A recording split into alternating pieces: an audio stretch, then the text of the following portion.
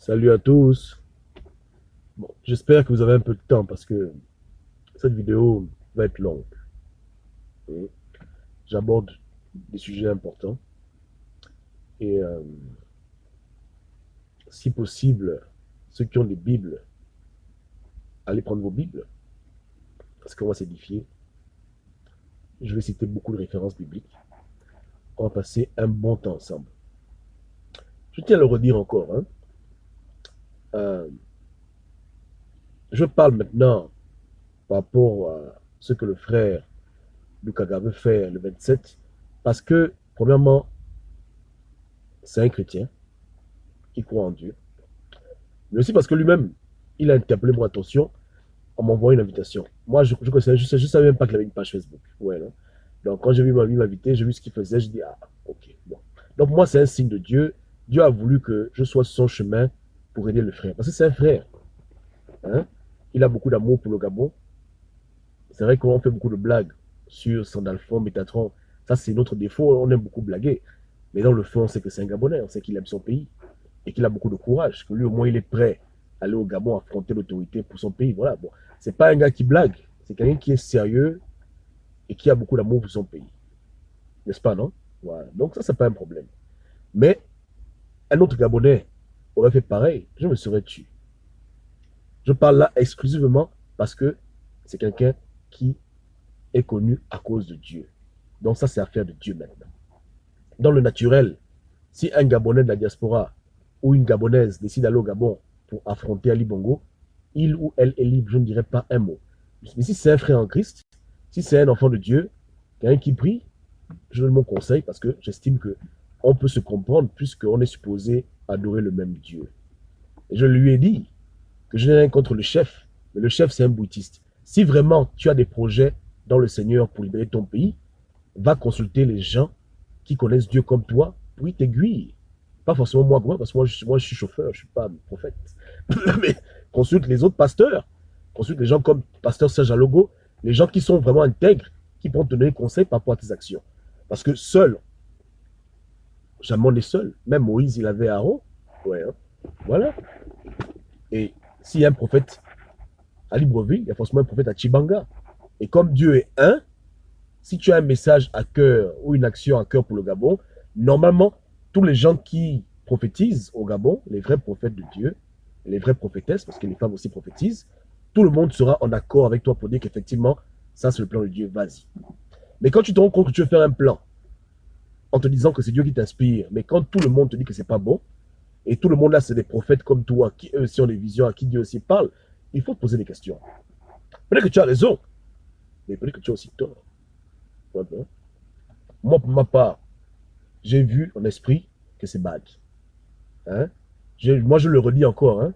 Le 27 avril, il n'y aura aucun changement de régime. Hein? Il n'y aura rien. Au pire, ce qu'il y aura, c'est quelques petites morts, quelques arrestations et un prophète en prison. Point barre. Ça, c'est moi qui parle. Je prophétise maintenant. Ainsi parle l'Éternel. Voilà ce que moi j'ai reçu de Dieu. Dieu m'a dit qu'il n'est pas dedans. Et que parle à ton frère Lukaga pour le ramener à la raison. On comprend qu'il est impatient, on comprend ses intentions, on sait qu'il a beaucoup d'amour, mais ce qu'il fait maintenant, ce n'est pas moi qui l'ai envoyé là-bas. Donc les conséquences de son action sur sa famille, sur lui-même, sur ses proches, c'est lui-même. C'est pas le martyrisme que Dieu l'a envoyé faire, c'est pas ça que Dieu l'a envoyé faire. Vous comprenez, hein? Voilà ce que moi j'ai reçu comme message. Mais s'il ne veut pas écouter Gobam, mais qui demande à d'autres prophètes de conseil, qui demande à d'autres pasteurs de prier pour lui, il n'a pas inventé la foi dans laquelle il est né avec une foi qui existait déjà. On est tous nés, on a trouvé la Bible, on a trouvé le bête, on a trouvé tout ce qui est révélation tout de nous. Donc, on ne va pas réinventer la roue. Donc, si tu penses que tu as raison, d'autres personnes devraient te confirmer. Mais il se confie en qui? Il se confie chez les bouddhistes, chez Messire qui est dans le bouti à fond, qui ne connaît pas la fin de Bible. Il se confie aux païens sur les groupes populaires de Facebook, les infos Kingele, il fait des posts. Attends, c'est pas à eux de te conseiller, papa. C'est nous qui devons te conseiller, nous sommes tes frères. Tu vas parler à des gens qui ne connaissent rien de la Bible, qui ne connaissent rien de Dieu. C'est eux ton audience. Quand un élève ou un professeur défend une théorie, il ne va pas défendre la théorie en chimichos. Si tu es chimiste, tu découvres une grande théorie de la chimie. tu viens défendre la théorie avec tes frères chimistes. Si tu es physicien, si tu es médecin, tu fais une grande découverte en médecine, tu vas débattre avec qui les mécaniciens, les coiffeuses? Non. Tu appelles un colloque de tous les médecins de la Terre et c'est eux qui vont te dire effectivement si ce que tu fais est bon ou c'est mauvais. Si ta théorie est bonne ou elle est fausse. Quand on défend le doctorat, est-ce qu'on défend le doctorat devant les enfants des sixièmes? On défend le doctorat devant les professeurs agrégés, non? Devant nos professeurs qui nous ont suivis. Donc voilà. Même la maîtrise à la rigueur. Quand tu jures que ce que tu fais, tu le fais avec la main de Dieu, il faut que les gens qui sont aussi de Dieu confirment ou infirment. Maintenant, c'est clair qu'il y a des gens qui, par jalousie, vont te dire que tu as tort alors que tu as raison. Ça peut aussi arriver. Hein? Il peut aussi avoir des fois où ta révélation, elle est plus poussée que les autres. Mais je ne pense pas que ce soit le cas. Hein? Tu vois, le cas est possible, mais je ne pense pas que ce soit le cas. En toute humilité, hein, Steve. Tu vois un peu, en toute humilité, non. Tu vois un peu, non. Il n'y a rien. Hein? Il n'y a rien. Maintenant, on va dans la Bible. Il faut comprendre aussi que la manière à laquelle un pays se libère, et je précise encore hein, que libérer le Gabon ne veut pas dire chasser les émergents, mettre les opposants. Ça, c'est une simplification du problème politique gabonais. Et pas seulement politique, mais aussi spirituel. Tous les gens qui souscrivent à cette pensée gabonaise, qui vous font croire que le Gabon se libère quand les émergents s'en vont et que les opposants viennent, c'est des gens qui veulent vous garder captifs dans les faux paradigmes. Libérer le Gabon, c'est pas ça. La véritable libération du Gabon, c'est lorsque le Gabon devient un pays, un État souverain. C'est-à-dire quand les Gabonais décident la manière à laquelle ils vont diriger leur pays et quand tout ce que le soleil fait briller au Gabon appartient aux Gabonais. Il n'y a pas quelqu'un qui est à l'étranger qui dirige les gens ou des petits groupes qui briment les gens. C'est ça libérer un vrai pays. Enlever les émergents, ce n'est pas libérer un pays. Beaucoup d'émergents même sont prisonniers du système dans lequel ils sont. Donc eux aussi cherchent la libération. Mais vouloir simplifier les choses, qu'ils vont partir, on va libérer le Gabon, c'est des histoires tout ça. Il y a beaucoup de PDGistes. Désolé, hein, mon téléphone a sonné, quelqu'un m'a appelé. Si le micro se coupe, il faut me faire signe. Parce que quand on m'appelle souvent sur mon téléphone et je fais des vidéos, le volume s'en va. Hein? Je dis qu'il y a beaucoup d'émergents qui sont en prison. Eux aussi veulent la libération. Donc, quand tu rencontres un émergent qui est en prison, toi-même tu es au prison, tu dis que la c'est prison. Donc, est-ce que c'est l'enlever lui qui te libère? Tu comprends que la question elle est plus grave. On est dans un pays qui n'est pas vraiment un pays. Et même les gens qu'on pense qu'ils sont en charge, ils ne sont même pas en charge. C'est un jeu terrible. Donc, comment le Gabon souverain? Voici la vraie question. Que les Gabonais soient en charge de leur pays et que tout ce qui se passe dans le Gabon, les Gabonais puissent décider, comme les Chinois le font, comme la France le fait, comme l'Inde le fait. Voici des pays souverains. C'est ce que nous, c'est la libération du Gabon. Donc, il ne faut pas être dans des raccourcis pour blaguer les gens. Que non, libérer le Gabon, c'est chasser les émergents. Ça, non. Aujourd'hui, tu te fâches avec Alianga, il s'en va. Un autre va le remplacer. Tu te fâches encore, un autre va le remplacer. C'est pas ça la solution. Là, le problème du Gabon est très grave. Pire encore, on vit dans un pays qui n'est pas simple. Au Soudan, on m'a envoyé des emails pour dire qu'au Soudan, il y a eu la révolution, ils sont libérés. Je dis c'est bien pour le Soudan. Mais le Soudan n'est pas une république maçonnique. Le Soudan n'a pas été créé dans les fondements même de la sorcellerie. Le Gabon a été créé dans la bouche du diable. On est dans un pays qui a commencé dans le mal. C'est les francs-maçons qui ont créé ce pays. La démocratie que vous êtes en train de créer tous les hauts toits, la République gabonaise, tous nos drapeaux, tous nos symboles sont des symboles occultes. On est dans un pays occulte à outrance. On n'est pas dans un pays normal. Donc il y a un combat qui est physique et il y a aussi un combat qui est spirituel. C'est pas un jeu. De tous les pays que la France a contrôlé, c'est au Gabon que la France a mis le paquet. Jean Ping a pris le courage à deux mains. Il vous a déjà donné le secret. Il vous a dit que le Gabon, c'est le pays le plus accompli de la France-Afrique. Et quand il parle sur tous les plans. Le plan de vue physique comme le plan de vue invisible. Ce n'est pas un jeu. Je ne dis pas ça pour vous décourager, mais pour que vous puissiez comprendre l'ampleur du problème. Le Gabon, ce n'est pas le Rwanda. Le Gabon, ce n'est pas le Soudan. Le Gabon, c'est le Gabon.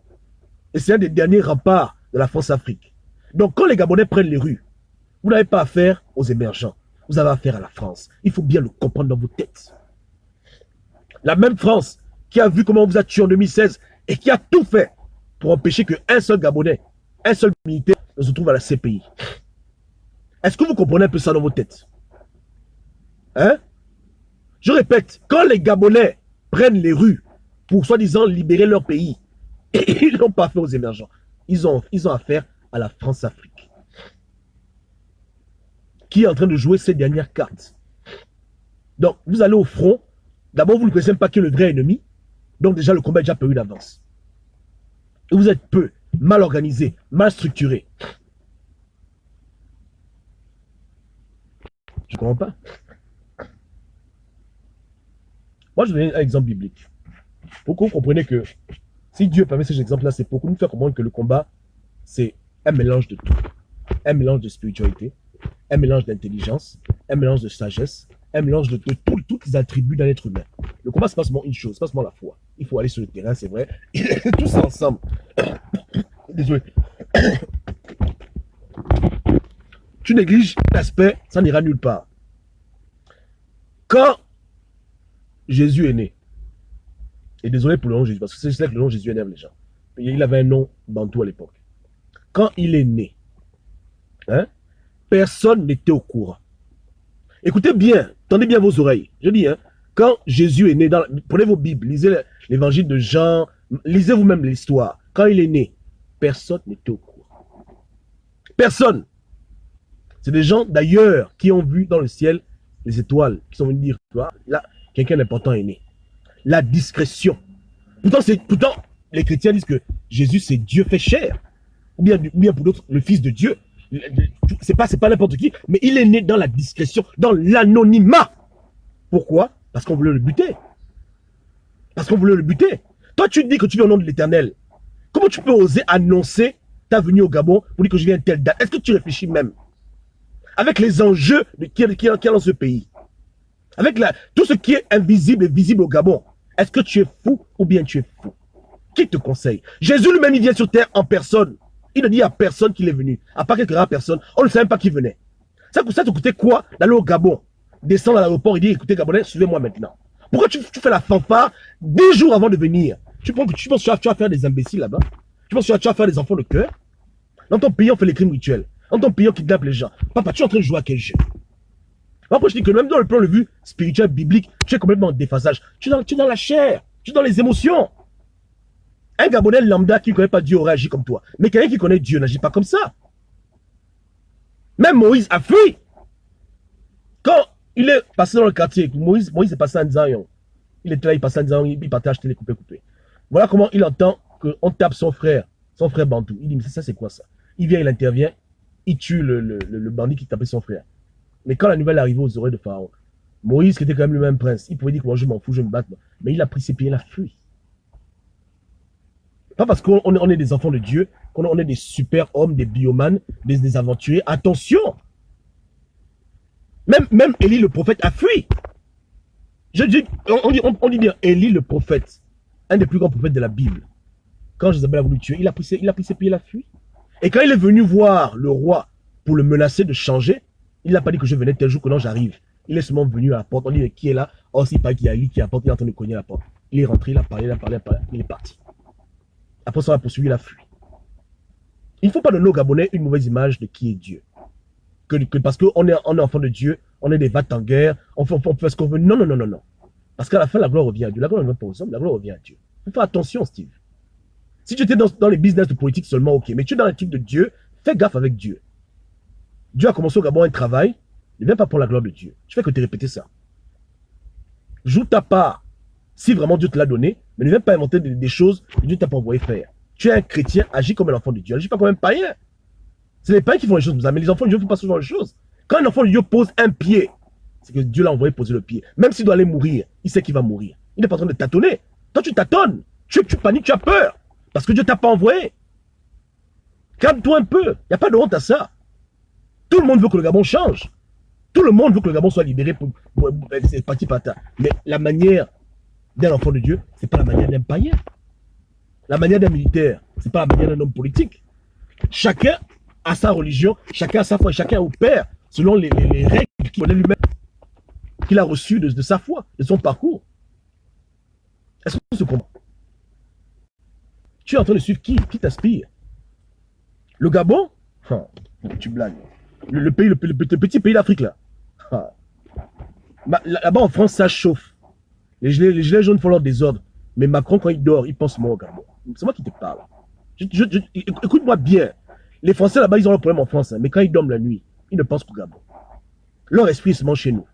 Est-ce que tu comprends les enjeux? Tu penses qu'ils auront des scrupules, hein, à te mettre au new si tu les emmerdes et que tu viens même sans l'aide de Dieu? À beau te répéter que Dieu travaille, pourquoi tu paniques? Est-ce que c'est un homme qui a donné à Ali Bongo l'AVC? Est-ce que c'est un homme qui a donné à Kombessi l'AVC?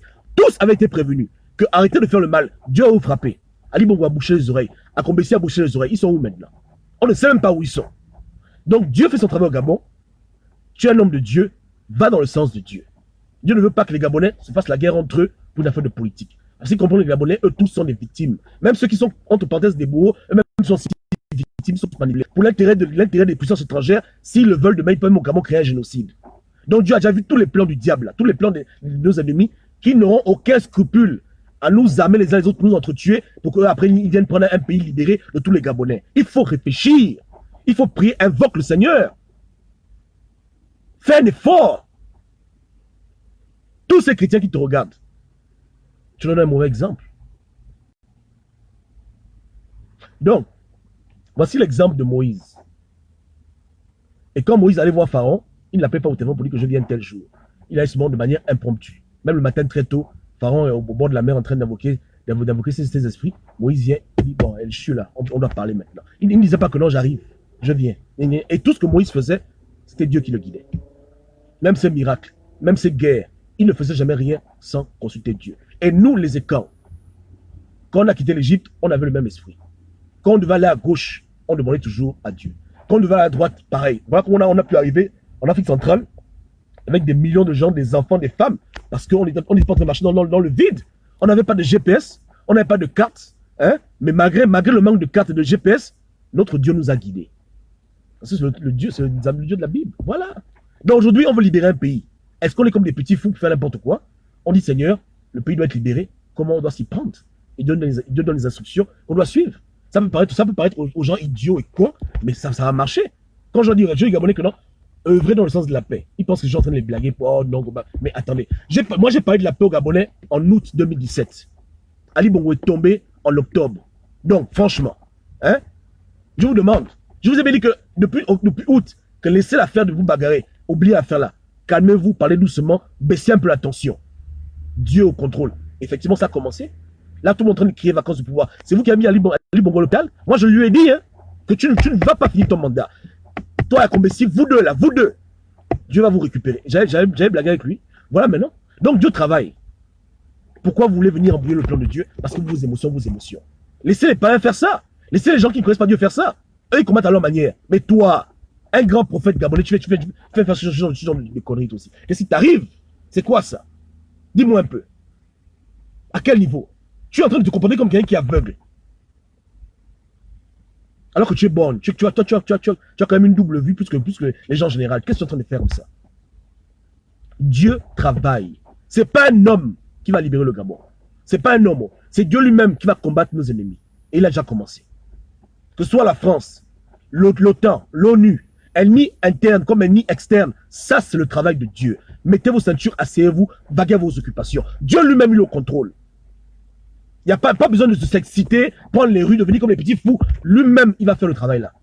Il sait que s'il nous utilise, on va trop mourir pour rien. Il y a des cas où Dieu passe par la population pour faire un combat. Mais quand il voit que ce n'est pas la peine, ils sont seulement à 10. L'ennemi, il est à 100 000. Il dit, bon, c'est comme ça, on passe à autre chose. Il y a une raison pour ça. Si au Gabon, on était peut-être 10 millions d'habitants, oui, peut-être que Dieu aurait dit, bon, juste montrer leur cœur, levez-vous, allez, prenez le pouvoir. Mais quand il voit qu'on est peu, mal équipé, mal armé, mal conseillé, maigre et gringalet, il dit, mais merde. Quand c'est comme ça, c'est pas la peine. Moi, je m'occupe de ça. Et même ici, il s'en occupe lui-même. On avait dit aux Gabonais que cotisons pour un sniper. Les Gabonais n'ont pas voulu cotiser pour un sniper. Mais Dieu a dit, il n'y a pas de problème. Vous n'avez pas tué Ali Bongo. Moi, je m'occupe de lui. Il n'y a pas de problème. Est-ce que c'est difficile? Il n'y a rien. Donc, quand l'homme ne peut pas, Dieu agit. On est combien dans ce foutu pays? Je vois des Gabonais, ils font des vidéos pour enseigner aux gens comment faire la rue. Mais en même temps, ils demandent de prendre la rue. Je dis, mais attends, est-ce que vous êtes même fou? Tu as vu où un enfant, on l'apprend à piloter un avion? Il pilote l'avion, il n'a pas encore fini son pilotage. C'est pas sérieux. Mais quand tu vois des gens faire des vidéos pour enseigner aux gens le combat, c'est que même ils savent dans leur cœur que le Gabonais lambda n'est pas prêt pour le combat. Mais malgré ça, on veut comme l'envoyer au combat. C'est illogique, c'est absurde. La précipitation va nous tuer. Pourquoi? Pourquoi vous précipitez comme ça? Ou bien, Dieu travaille. C'est pas vous les faux, oui, que non, Mado est malade. Dieu travaille. Moi, j'ai dit au Gabonais que le Gabonais qui joue au con avec Dieu, lui-même doit s'occuper de lui. Non, on ne va pas se salir dans cette histoire-là. Dieu va s'occuper de tous. Eux tous. Les gens qui sont en train de planifier la mort des Gabonais. Les gens qui font le mal, ils ne peuvent pas se cacher. Et même ils le savent. Les gens tremblent, les gens paniquent. Ils ne savent pas qui va être le prochain. Parce que c'est trop. Les gens ont prié, les gens ont invoqué leur Dieu. Donc c'est bon. Nous, on sait ces choses-là. Maintenant, un païen, lui, il ne sait pas ça. Lui, il va dire, bon, on va en route, on va marcher. Alors, je comprends. Je dis, bon, le pauvre, il ne sait pas ce qu'il fait. Mais nous, on voit ça. Lorsque les soldats sont venus voir Élisée, parce que le roi était fatigué qu'Élisée balance les secrets du roi. Le roi de l'ennemi. Donc, il a envoyé des soldats et l'attraper pour dire que comment nous on fait nos plans à gauche. Et le gars là, il est toujours au courant de ça. Ils ont voulu l'attraper, attraper, non? Son serviteur est en train de dire, est en train de paniquer. Il a vu les soldats venir avec les fusils, les chars, machin. Il a dit, mais merde, on va nous tuer. Élisée a dit que calme-toi. Et il a prié pour que ses yeux s'ouvrent. Et quand il a ouvert les yeux, il a vu que le pays était rempli d'anges qui les entouraient. Donc un païen, lui, quand il voit le Gabon, il se dit qu'il n'y a pas d'espoir. Mais nous, quand on voit le Gabon, on est content, on sait que les choses avancent. Hein? On voit que Dieu est en train de travailler. Steve, qu'est-ce qu'il y a? Là, tu agis comme un petit païen. Hein, les petits païens, ils paniquent. Oh non, on va se libérer. Oh non, on va mourir. Oh les bongos, machin. Ils paniquent, ils paniquent. Oh non, on va faire... Bah, mais toi et tous les prophètes du Gabon, tous les gens à qui Dieu a fait grâce de voir le monde spirituel, est-ce que nous on panique? On est calme, on est content. On sait que les choses avancent. On voit qu'au Gabon, Dieu est Dieu au Gabon. Qu'il est là parmi nous, il est en train de travailler. On voit les anges partout. On est en train d'œuvrer. Il y a même une fille qui m'avait envoyé un témoignage. Sa sœur avait failli être kidnappée dans une province du Gabon. Mais un homme apparu de nulle part est venu la sauver. Donc c'est tranquille. Nous, les méchants n'ont qu'à faire leur méchanceté. Nous, on est calme. On sait qu'ils seront tous récupérés. Tous les gens que Dieu aujourd'hui dit, changez, repentez-vous, arrêtez le mal, arrêtez les crimes rituels, arrêtez la sorcellerie, arrêtez de voler l'argent, arrêtez de faire le mal. Tous les gens là à qui Dieu parle, ils s'entêtent, eux tous, ils vont récolter un à un. Eux tous. Donc, pourquoi est-ce qu'on va s'exciter comme des petits païens en train de dire on va prendre les rues, machin? Non! Dieu a dit que c'est pas ça pour nous. Et les raisons que j'ai citées,